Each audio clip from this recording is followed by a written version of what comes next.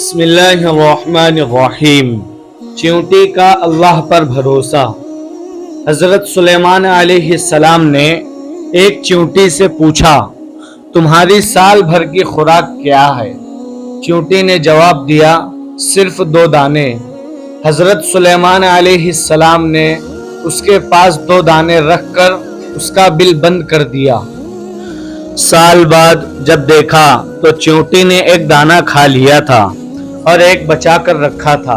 آپ نے پوچھا، ایک دانہ کیوں بچا کر رکھا ہے؟ چیونٹی نے جواب دیا، پہلے میرا بھروسہ اللہ پر تھا کہ 2 دانے کھا بھی لوں گی تو وہ اور دے گا۔ اب بات انسان کی تھی، اس لیے ایک دانہ بچا لیا تھا، کیا پتا پھر دے نہ دے۔